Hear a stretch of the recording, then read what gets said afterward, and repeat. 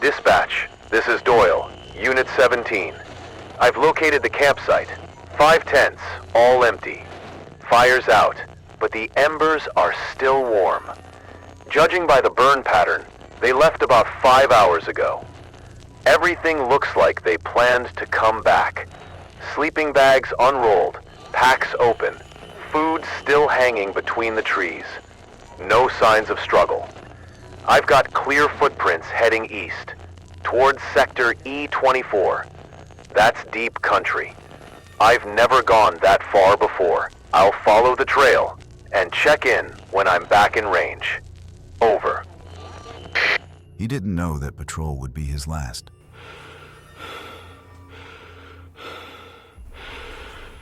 My name is Kevin Reeves, Investigative Services Branch, National Park Service. When Ranger Doyle failed to return from his evening patrol, I was assigned to the case. 2 days had passed since his last transmission. And by the time I reached the coordinates, it was already too late for any routine search. The area around Blue Ridge is remote, even by park standards. No cell coverage, no service roads past the timberline. Locals call the stretch east of the reserve E-24, the end of the map. Doyle's truck was parked at the edge of a dirt service trail. The engine was cold. The driver's door stood half open, as if he'd meant to close it, but got distracted. I followed the same path on foot, half a mile through dense pines and fog, until I found the clearing. The campsite. He'd described it exactly. 5 tents, all standing in perfect order. Inside, sleeping bags, unzipped and empty, lanterns dead, batteries drained. The forest floor around them was scattered with pine needles and faint boot prints already fading into the mud. I approached the fire pit. The ashes looked gray and lifeless, but when I brushed them aside, I felt warmth underneath. Faint, like breath under soil. Whoever had been here, Doyle or the campers, hadn't been gone long. What unsettled me wasn't the emptiness, but the neatness. No overturned mugs, no ripped fabric, no animal intrusion. The scene was perfectly still, perfectly wrong. A smell hung in the air, wood smoke, wet moss, and something metallic beneath it, like rust or old blood. I found a single set of deeper boot prints near the edge of the clearing. Larger, heavier, probably Doyle's. They followed the same direction as the others, leading into the trees eastward. I stood there for a while, listening. The forest was silent, not quiet, silent. Even the wind seemed to stop before it reached this place. The sky was dimming fast. My watch read 6:03 p.m. I marked the spot on my GPS, slung my pack, and followed the same path east, toward E-24. The deeper I went, the less the forest sounded like itself. The rustle of leaves began to slow, stretching into long, drawn-out sighs. My footsteps seemed too loud. Every few yards, I caught myself glancing back. The clearing was already gone from sight, swallowed by the dark. By dusk, I realized I wasn't the first to follow this trail. The forest changed after the first mile. The trees grew tighter, thicker, strangling what little light was left. The air smelled of wet bark and rust. My GPS was useless. No signal, no map, just the low hum of static in my receiver. About 30 minutes in, I found a scrap of red nylon hanging from a branch. Torn, not cut, no blood. Another 100 yards, a snapped backpack strap. The soil below was pressed down by something heavy, too wide to be a boot. Then came the claw marks. 4 deep grooves cut through tree bark, shoulder height, like something had swung at it. The spacing was too far apart for a bear, too deliberate for an accident. I knelt to take a closer look. The wood wasn't shredded outward, it was crushed inward as if struck with force. The bark splintered into fine dust.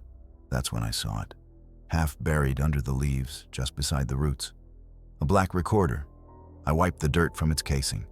The nameplate read, "Property of Ranger J. Doyle." The red light blinked weakly. I pressed play. No contact with dispatch. Signals gone. Logging manually. Following tracks east. Still 5 people. Trails uneven now. Deeper prints. Heavier. Something big crossed their path. Not a deer. Too heavy. I can smell metal. Iron, maybe. Don't like this. Heard movement. I'll conserve battery. We'll log again soon. The log ended abruptly. I looked up. The forest was silent, not the kind of silence that follows night, but the kind that listens back. I hit next. Tracks split up. 2 went north. 3 east. Found shredded fabric, maybe a jacket sleeve. No blood, no drag marks. Smells stronger. Feels thicker here. Like the air's alive. Trees are narrowing. My flashlight's picking up reflection ahead. Looks like light through the trees. Could be their campfire. I'll check it out. Then, a faint rustle. A quick intake of breath. Doyle's voice dropped to a whisper. Wait. Something's moving. Near the fire. It's not... No. It can't be. What is? No!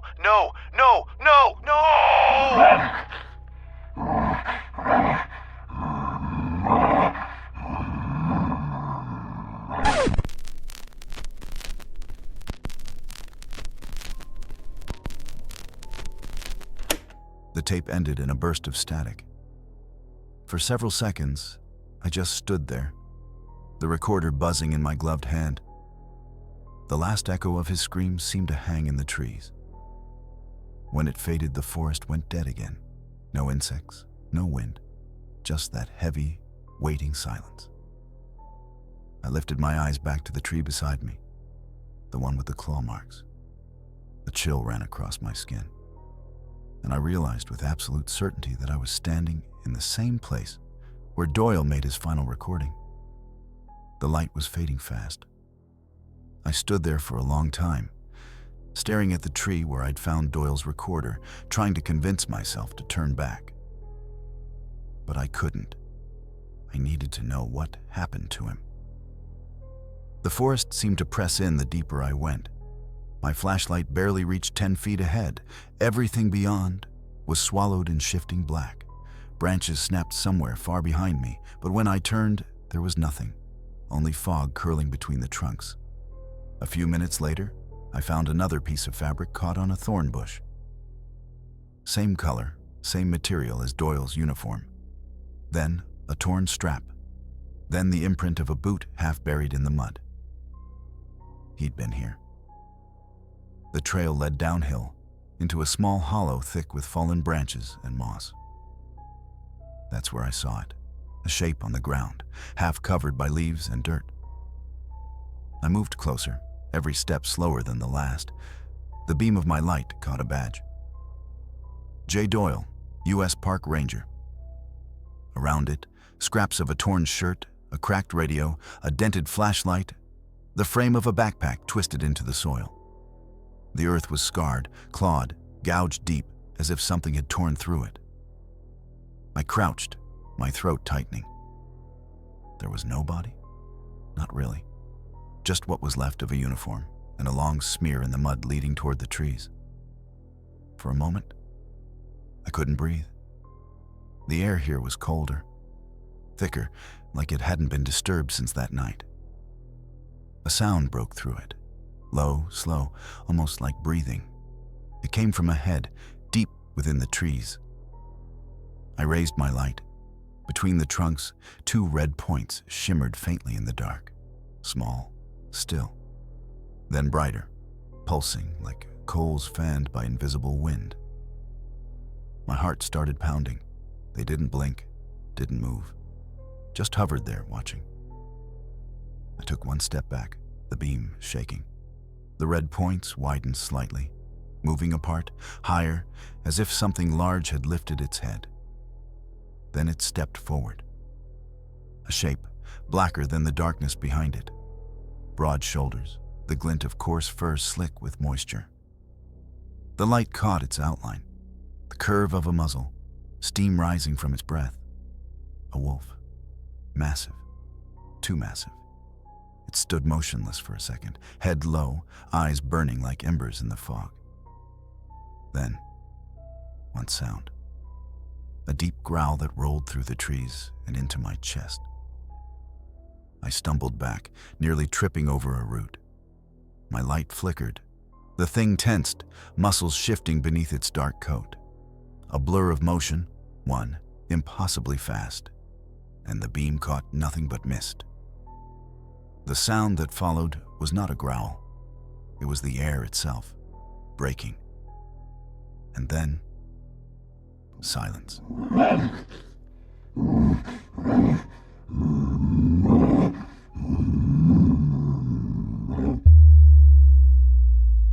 If this story unsettled you, leave a like and let the shadows know.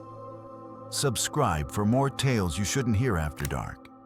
And if you've seen something you can't explain, tell us in the comments. We're always listening.